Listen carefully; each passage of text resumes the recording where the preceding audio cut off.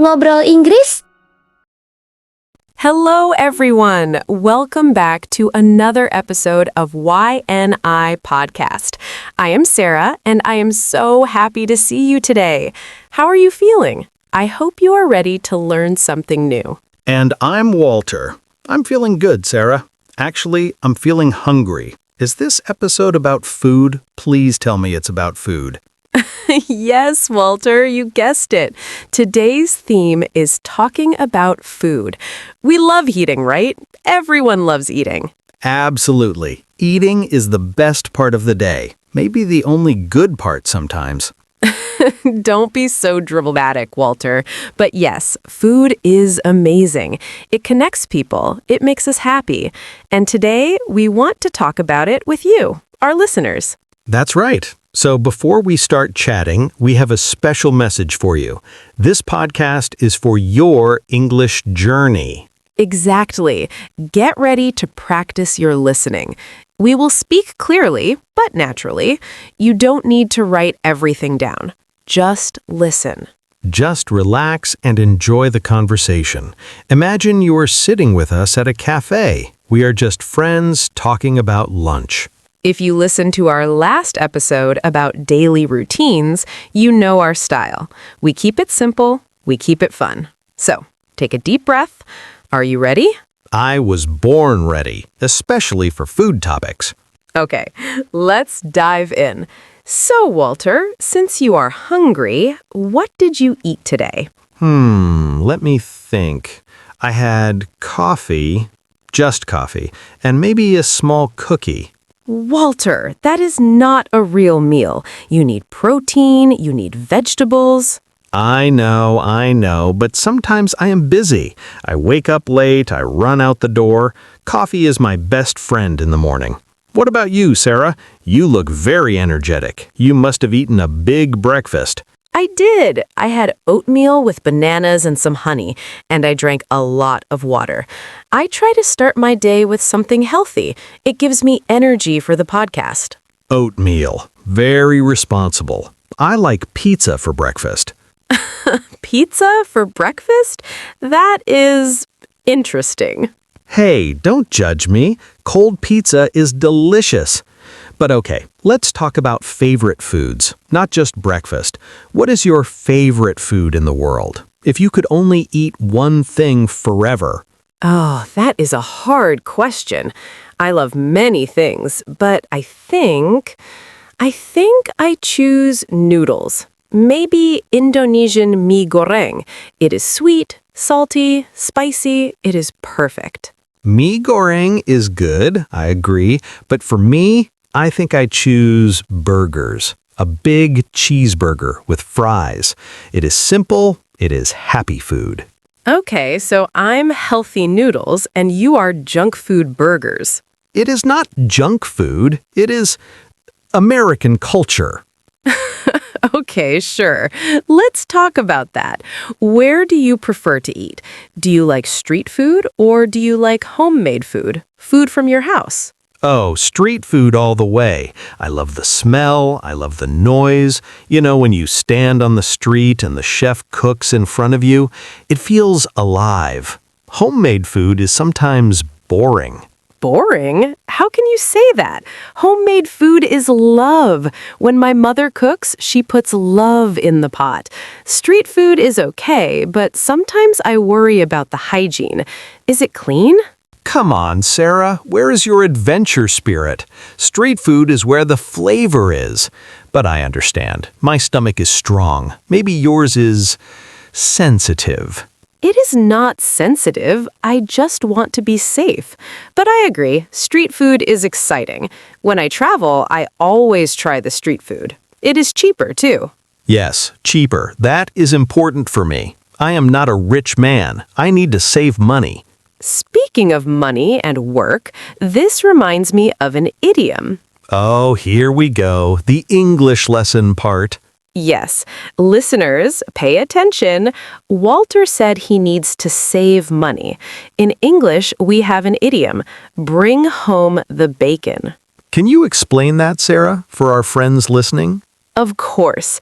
Bring home the bacon means to earn money to support your family. It's like going to work to get salary. Ah, yes. So I go to my job to bring home the bacon. Then I use the bacon to buy burgers. Exactly. Can you give an example sentence, Walter? Sure. My father works hard every day to bring home the bacon. See? Simple. Perfect. So you work hard to bring home the bacon, and then you spend it on street food. It is a good cycle. But seriously, about homemade food. I think cooking is difficult. I try to cook and I burn everything. Really? You cannot cook at all? I am terrible. Last week, I tried to make pasta. The water boiled over, the sauce burned. It was a disaster. Oh no, but cooking is not hard. Well, sometimes it is, but when you learn, it becomes easy. Easy for you to say. For me, cooking is not a piece of cake. Wait, listeners, did you hear that? Another idiom, piece of cake. Walter, tell them, what does it mean? Okay.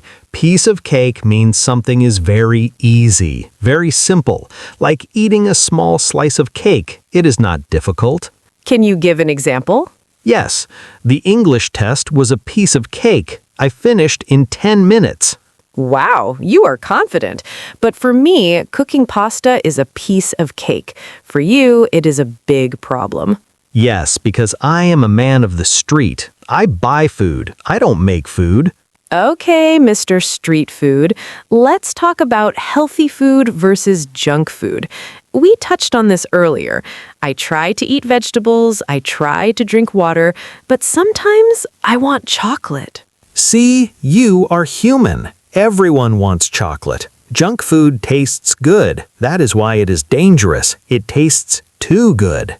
I know it is a battle inside my head. One side says eat salad, the other side says eat pizza. And who wins? Usually the pizza, but I feel guilty later. Do you feel guilty when you eat junk food? Never. Zero guilt. Life is short, Sarah. Eat the cake. But I know I need to be healthy, so I walk a lot, I exercise. That balances the burgers.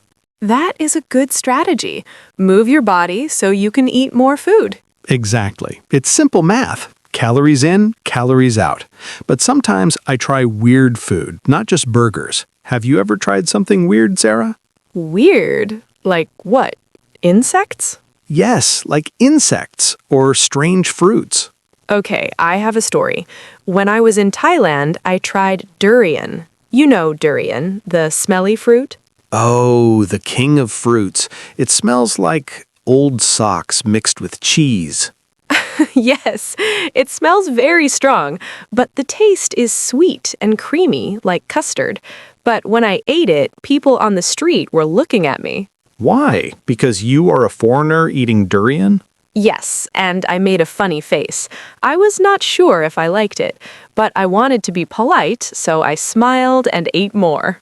That is brave. I respect that. I tried fried scorpions in China. Scorpions? Walter, are you crazy? Maybe a little. It was on a stick. It looked scary, but I told myself, just try it. It tasted like crunchy chips, mostly oil and salt. I could never do that. I would be too scared. You are very brave. You are cool as a cucumber. Wait, stop the music. Another idiom? Yes, listeners, write this down. Cool as a cucumber. Walter, explain it, please. All right. Cool as a cucumber means to be very calm and relaxed, even when the situation is stressful or scary, like eating a scorpion. Exactly. Walter was not scared. He was calm. Can you give an example sentence? Sure. Even during the big meeting, the boss was cool as a cucumber. Great example. So you are cool as a cucumber when eating bugs. I am not. I would be shaking. You need to relax more, Sarah. But tell me, what is the weirdest thing you ever ate? Not durian, something else. Maybe blue cheese. The first time I smelled it, I thought it was rotten. I thought it was bad food. Blue cheese is strong. It's an acquired taste. You need to learn to like it. Yes, now I like it, but at first it was shocking. You know, talking about food memories, sometimes people keep secrets about food. What do you mean, secrets? Like hiding that you ate a whole cake, or hiding that you don't like your wife's cooking. Oh, dangerous territory. You should never hide that. But sometimes you have to spill the beans. There it is, another idiom for our listeners, spill the beans. Let me explain. Spill the beans means to reveal a secret, to tell information that was hidden. Yes, like if Walter ate my chocolate and I ask him and he tells the truth. He spills the beans. Correct. Example sentence. I didn't want to tell, but Sarah asked, so I spilled the beans. Good job. So honesty is important, even about food. Okay, let's change the topic slightly. What about food from different countries? We talked about Indonesia, Thailand, China. What other food do you love? I love Italian food. Pasta, pizza, risotto. It's comfort food. It makes me feel warm inside. I love Japanese food, sushi and ramen. It's very clean and fresh. The presentation is beautiful. True, Japanese food is art, but it is expensive. I need to bring home the bacon to eat good sushi. You used that idiom again. I like it. Repetition is good for learning. Yes, repeat after me, listeners. Bring home the bacon. Okay, so we have street food, homemade, healthy, junk, and international food. We covered a lot. But I have one last question for you, Walter. Hit me. If you could only eat one cuisine for the rest of your life, Italian, Japanese, Indonesian, or American, which one? Oh, that's tough. Really tough. Italian is delicious, but Indonesian has so much spice. I love spice. Choose one. Okay, I think Indonesian, because the variety is huge. Nasi goreng, satay, rendang. It's never boring. Wow, I'm impressed. You chose my country's food. Of course, I want to be on your good side. Plus, it's cheap. Always about the money. What about you, Sarah? What do you choose? I think I choose Italian. I love pasta too much. I cannot live without carbonara. See, we're not so different. We both love carbs. Carbs are life. But seriously, listeners, food is more than just eating. It's about culture. It's about sharing. Yes, when you eat with friends, the food tastes better. Loneliness makes food taste sad. That's deep, Walter. Very deep. I have my moments, but before we finish, I think we have one or two more idioms. We need to finish strong. Yes, we want to give you some food for thought. Wait, is that an idiom? Yes, listeners, this is important. Food for thought. Okay, I will explain this one. Food for thought means something to think about seriously. It's not real food, it's an idea. Exactly.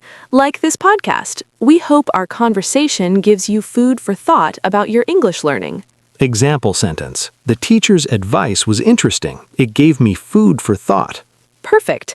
And our last one, when we talk about advice, sometimes you hear advice, but you're not sure if it's true. Like, eat chocolate for breakfast? Yes, like that. You should take it with a grain of salt. Ah, yes, the final idiom. Take it with a grain of salt. Listeners, this means don't believe something 100%. Be a little skeptical. For example, if Walter says pizza is healthy, you should take it with a grain of salt. Yes, but that is the example. He said he's a millionaire, but I take it with a grain of salt. Great. So we have used many idioms today. Let's review them quickly in a nutshell. Oh, nice one. In a nutshell, that means to summarize, to say something briefly. Yes, in a nutshell, today we talked about favorite foods, street food, healthy habits, and we learned 6 idioms. Nice summary, Sarah. You're getting good at this. Thank you, Walter. So, listeners, what about you? What is your favorite food? Do you like street food? Have you ever tried something weird? We want to hear from you. You can comment on our social media. Tell us your food stories. Yes, please share. It helps us know you better, and it helps other listeners learn too. Before we go, do you have any final words for our friends who are studying English? Yes, learning English is like learning to cook. At first, it's messy. You burn the food, you make mistakes. But if you keep trying, you get better, and soon speaking English will be a piece of cake. Exactly. Don't be afraid to make mistakes. Mistakes are part of the process. Just keep listening. Keep practicing. And eat good food. Don't forget to eat. Your brain needs energy to learn English. Very important advice. Okay, I think we're done. Our time is finished. That was fun. I'm still hungry, though. Go eat something, Walter. Listeners, thank you so much for listening to YNI Podcast. Yes, thank you. We hope you enjoyed this episode. Remember, get ready to practice your listening every day, even if it's just for 5 minutes. And just relax and enjoy the conversation. Don't stress too much. We'll see you in the next episode. Have a wonderful day, everyone. And enjoy your lunch. Bye-bye.